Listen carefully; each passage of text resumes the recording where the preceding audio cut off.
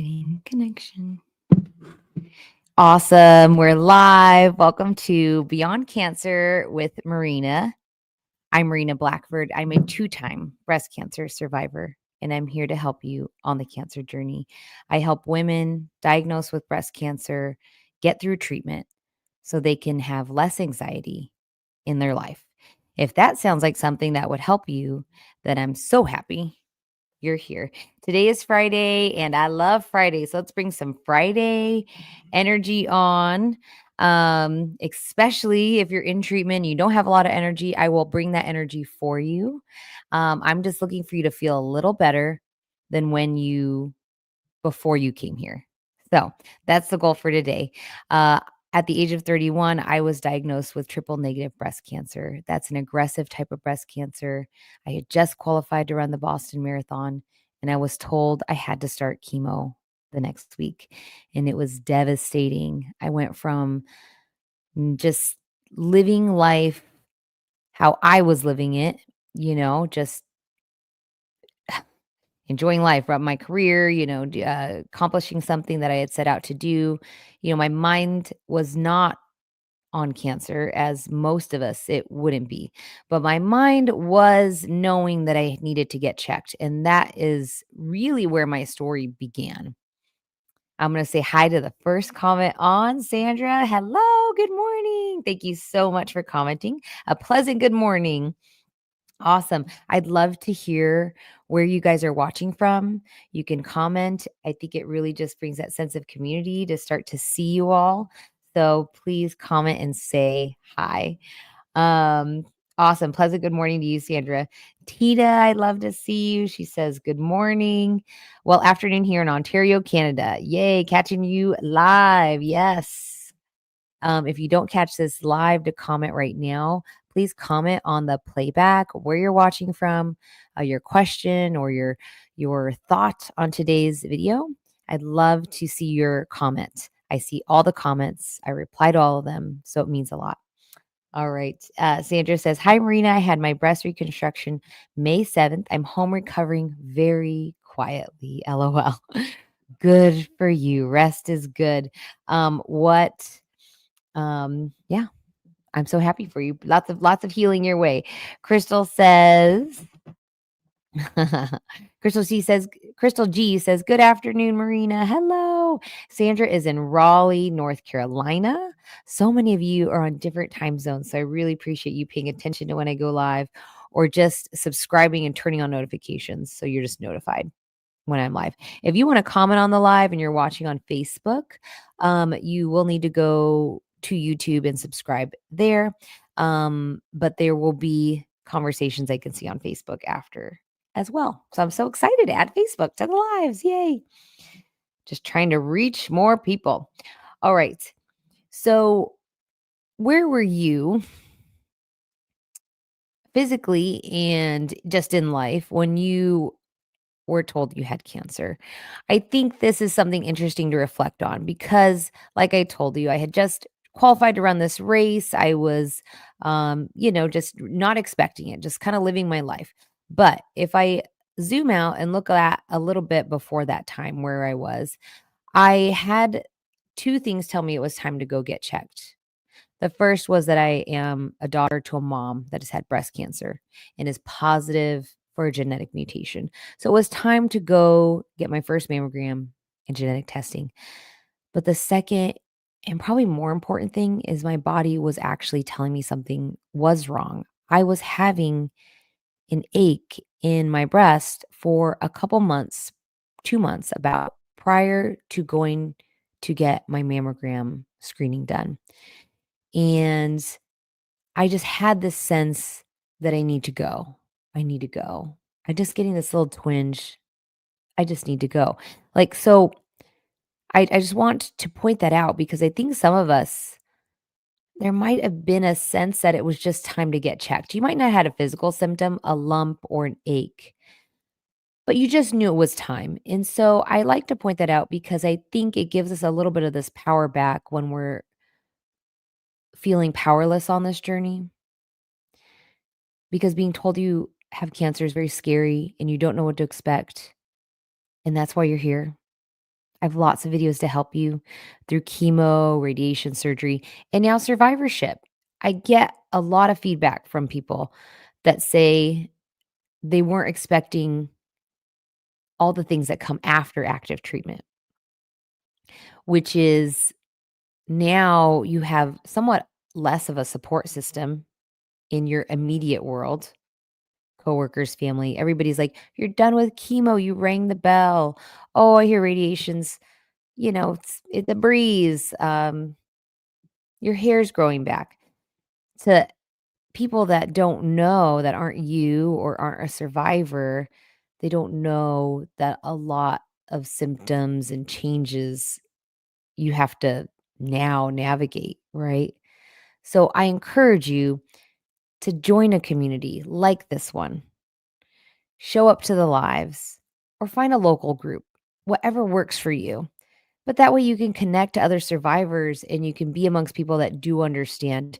Now we have to manage everything, weight gain, hair growing back, hot flashes, menopause, and you'll gain a sense of you're not alone, which I think really helps on the cancer journey because we can learn from each other. We can empathize with each other. We can say, "I remember the hot flashes. Those sucked. I tried this. Have you tried it?" Like it could just really, really help. And if you're watching this and you're way past your cancer journey, or you just happen to stumble upon me going live, I think this can apply in any area of your life. For me, it really helped me in my running life. When I was starting to run long distances, it really helped to go to a running group and find accountability and friends and pacing. And it helped me tremendously evolve my running. I'm in a state of running now that I actually do a lot of it by myself because my schedule's so different with kids. But I look forward to getting back to a running group and just things like that. Whatever it is in your life that could help you, I think joining a community is very valuable. And it's so easy these days now that we have YouTube and Facebook. All right. So I'd love to see some of your comments. I'm going to take a minute to look at those. All right. So let's see. Yay. I just love all the support in the comments. Tina saying, "Bless all of you." Mary says, "Hello, Marina. It's evening here. Thank you for being here, Mary. Happy to catch the live. Hooray. Yay. Happy Friday still." Um, let's see. Tina says, "Oh, I already could tell it's going to be good. I was living life and talking about retirement. I was same as you, Marina. I was having a mild pain in my right breast. I was already booked for mammogram, but found lump before my appointment." And so I like to thank you, Tina, for sharing. I like to think of those moments as you weren't alone then. Even that intuition is, you know, I like to say it was God telling me something. You could think of it as the universe telling you something, but there was something, that was nudging you to pay attention. And that in itself makes me feel like I wasn't alone. I've never been alone. And that is really, really cool. That is really cool. And so, what I did with that when I went into treatment, and we think about how much cancer sucks because it does, and chemo sucks because it's not pleasant, right? Um, I thought of it this way. I challenge you to think of it this way. Thank goodness I have found this cancer so I have the chance to beat it, so that I can beat it, so that I will beat it. Those thoughts, if you slowly make those changes every day, it becomes lighter.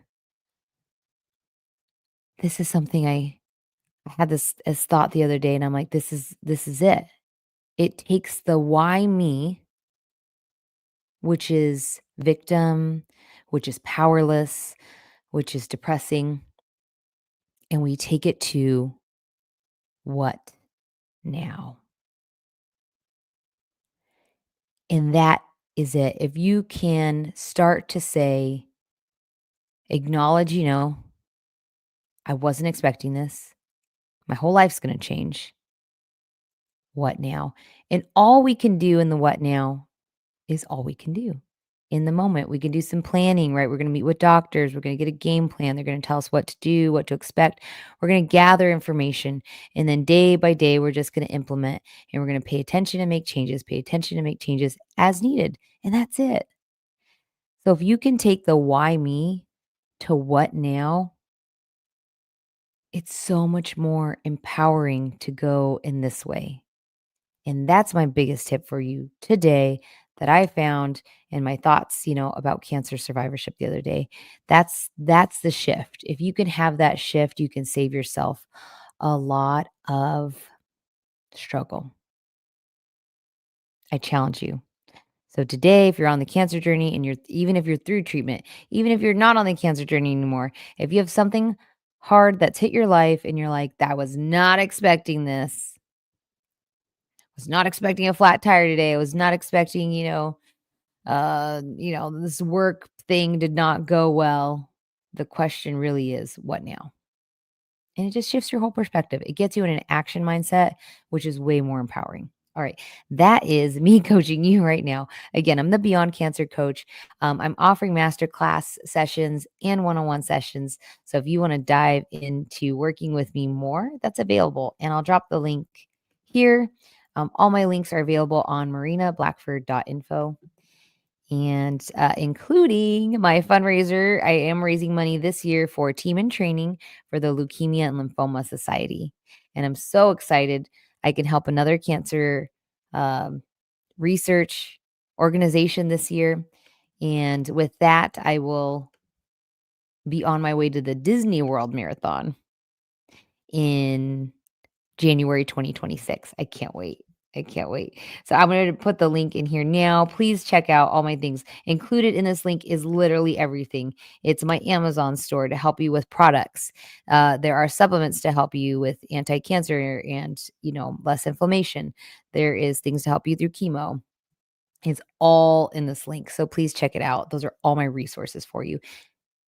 And even this hat, if you want to live powerfully like me, beyond, it's all there. I think words matter. Regina says, "Good morning, Marina. I pray, hi, Marina from Virginia, that everyone is having a grateful Friday." Guys, this is it. This is the kind of great things you'll hear from people with coming to the live.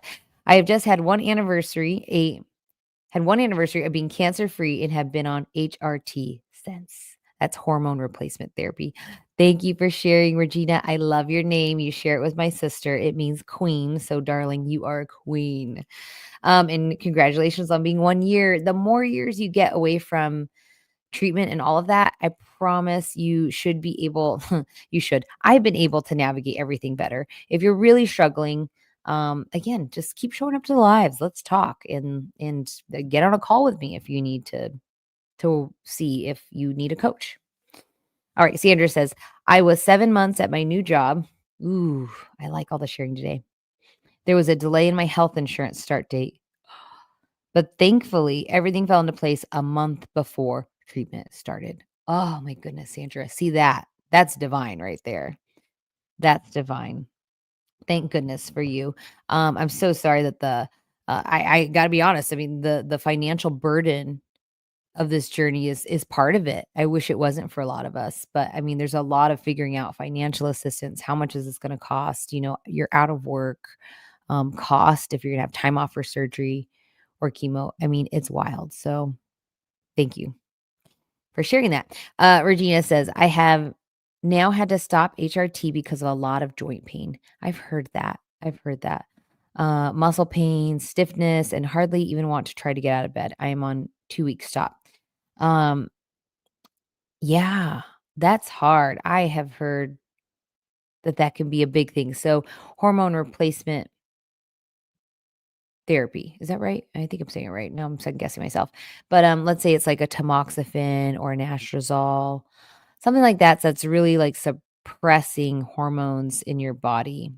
Could have a lot of side effects. And here's what I'd say to some of it. I've had people on these lives that have shared that one was not working for them.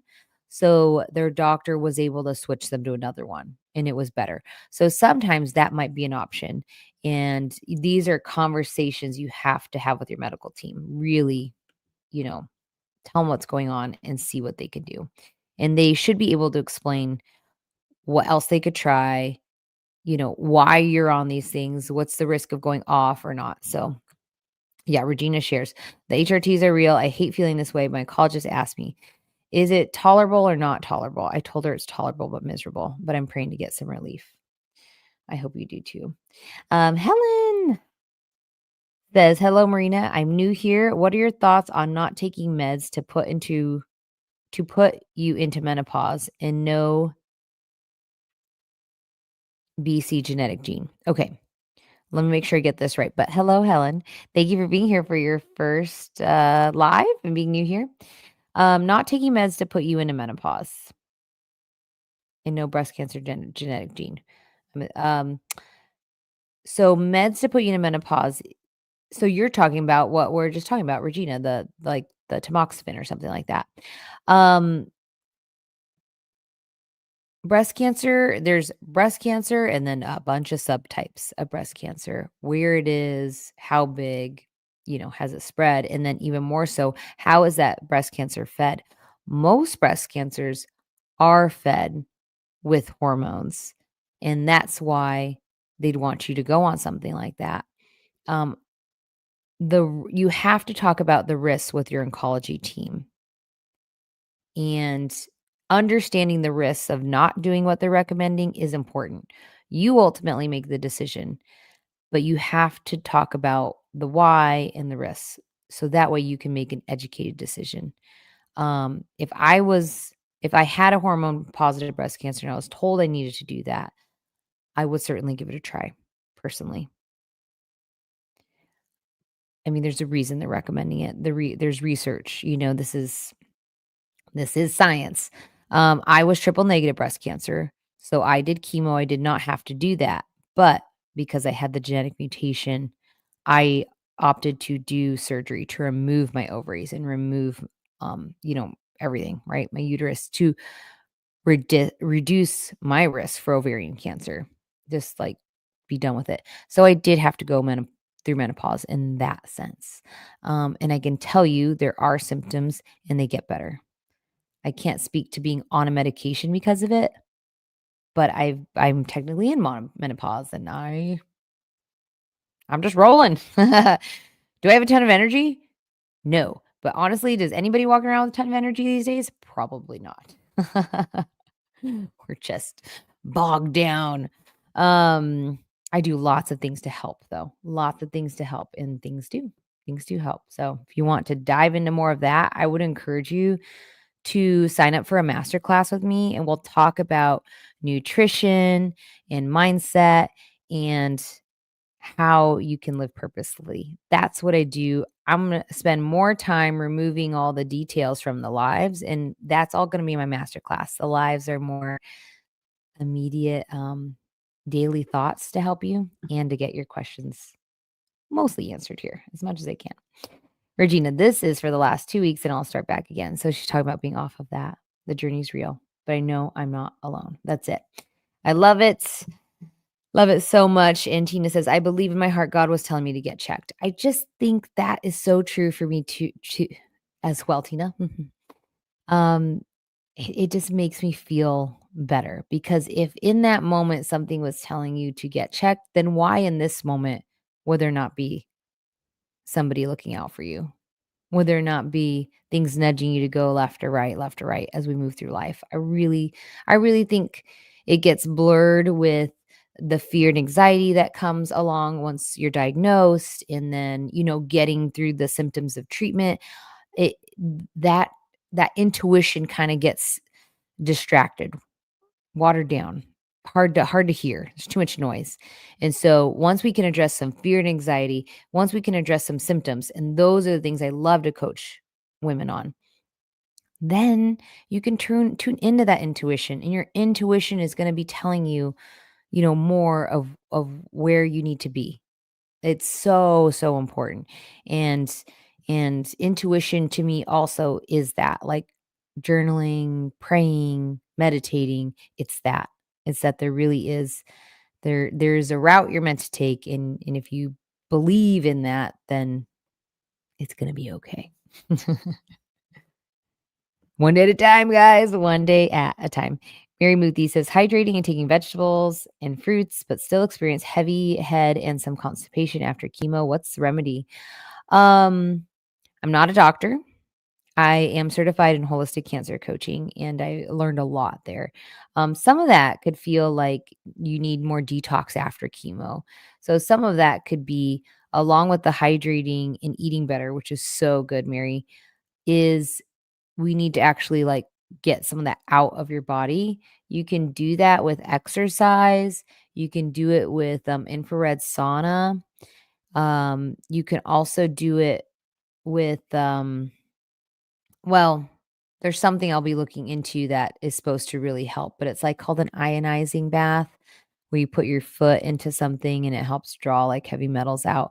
I don't know how legit that is, but I know it's available at like some chiropractor offices where they have a more expensive machine that they can have you like come and do, and the water changes color, but it's a different color for different people. So, um, if there's a chiropractor in your area that offers that, it could be a remedy. Not something I've personally done yet, but I am looking into. So, if you could do some exercise to help you break a sweat, it could help your body kind of push some of that stuff out as well. All right. Carly says, how did you deal with your second reoccurrence? And did you approach it differently? And were your side effects worse on the second? Oh, these are such good questions. So having had breast cancer twice, yeah, it was different. So let's start with your first question. I approached it differently in how I spent my time during chemo. Like the first time I had a lot of support and I had people even stay with me for my appointments. The second time, I knew what to expect, and I used that time almost as like a self care time during chemo.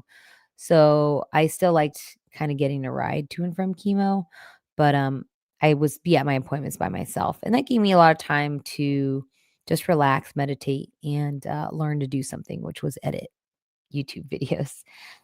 Um, my side effects were not worse on the second time. Um, chemo's kinda chemo, although it was a little different. The first time was A and C and Taxol, and the second time I did carboplatin and Taxol. Things will happen each time. Your immune system will drop. You'll need injections to boost it. Um, the second time my hemoglobin or your red blood cell count or your iron dropped, and I ended up to the point of needing a blood transfusion on my second journey, and I didn't need that the first time, so I had to mentally accept that. That was a little hard for me, I just wasn't expecting that, and anything new, even I get thrown off. I mean, I'm over here telling you, like, "It's gonna be okay," but I can tell you that because I've been through so much of the not okay. So that happened the second time, so I wouldn't say my symptoms were worse. I still experienced fatigue and some nausea, but it was managed really well with medications and all the little things I did. But just I can't you can't predict how your immune system's gonna handle each time. That's the thing. So, what did I learn from it?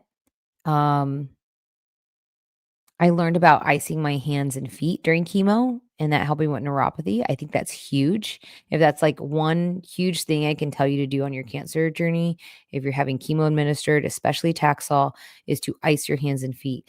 If you can minimize any neuropathy that is caused by that, it will be so helpful because that can be very annoying and very uncomfortable for years. So, that I did not do the first time, and I'm so happy I did the second time. I think it really helped. Great question. Mafanta, hi sis. I did my 17th cycle today. Oh my gosh. Are you almost done? How are you doing? Thank you for sharing. Regina's sharing her HRT meds. So that's letrozole and Verzenio. Oh, yes, Verzenio. I think that's one I hear a lot still.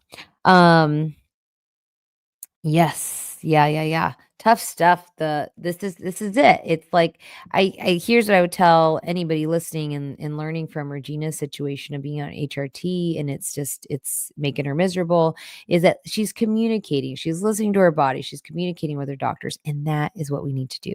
Um literally all the time, but especially on the cancer journey. So, great input today. What's new going on in our life? Last live, I shared our puppy dog. He's so cute. I'm so um, excited about this stage of life. Being a two-time cancer survivor, having the ability to run and train for marathons is huge. So I didn't see myself.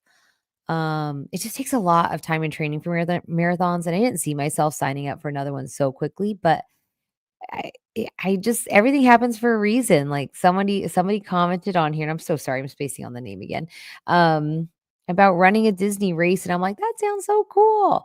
So, I looked up the Disney World Marathon. I've never been to Disney World. My kids would have so much fun. Um, the race was full, and some people would take that as a not meant to be, maybe another time, but I did not. I tried to see if there was another way to do the race, and there was, and it's to help raise money for cancer research, and I'm like, "Yeah, let's do it." So, I would love for you to get to the point after being diagnosed with cancer to be excited about setting goals for yourself, like new goals, especially, like something you haven't done before. Um, I think that's my next thing. I keep feeling like a little bit of a calling to that is to create a program where I can help women diagnosed with breast cancer do their first 5K.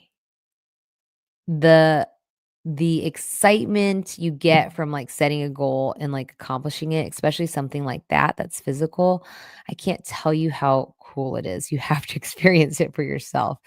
It's just race energy is great. It's incredible. So that's what's going on in my life. New puppy, eventually marathon training. I'm going to take you along for that journey even more this year than I did last year. I'll be starting that journey about September. So you'll want to follow here and on all the socials, Instagram, Facebook, so you can keep up with how I'm doing with running and maybe it'll inspire you to sign up for your first 5K. Let's go. Um, all right. What else is important for you guys to hear? That I'm available, that I'm here, and I'm so excited to be here supporting you all. So, thank you for being here on YouTube. Share these videos with somebody that might need them. I think it's really important. And remember to check out my products that could help you on the journey.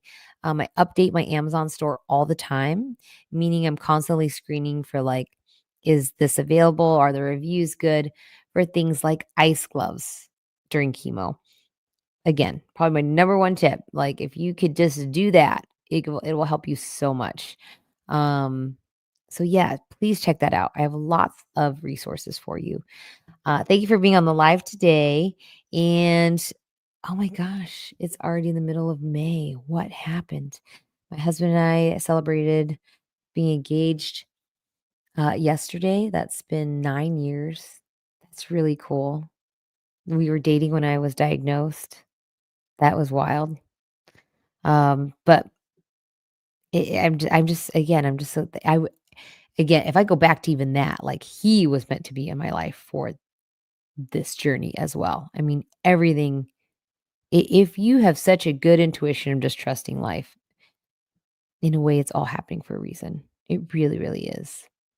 I did a podcast interview this week, so I'll have access to that and be sharing it on my YouTube, for Radiant Warrior with Rakshanda. She's such a vibe. I love her energy.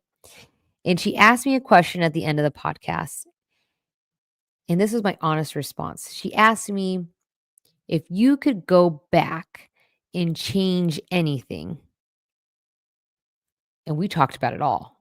Each cancer journey, having a staph infection in the middle of those journeys, like crazy, like right? She didn't even realize like I had had all this. She's like, wait, and then you had lumpectomy after mastectomy. How's that possible? She said, would you change any of it? And I can honestly tell you, I wouldn't change a thing. I I do not live in that mindset ever. I can only live in the mindset of learning for myself, moving forward, and then I can pay it forward to you all, which is that brings me joy. That brings me so much joy that I can make the journey a little lighter for any of you. I wouldn't change it though. I really believe that everything I've gone through is getting me to where I'm supposed to be next. And if I believe that, then I take it all. I take it all.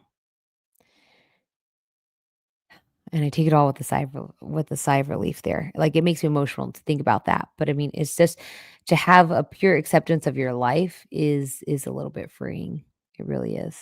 Because again, it just takes it that you just y you're not like that.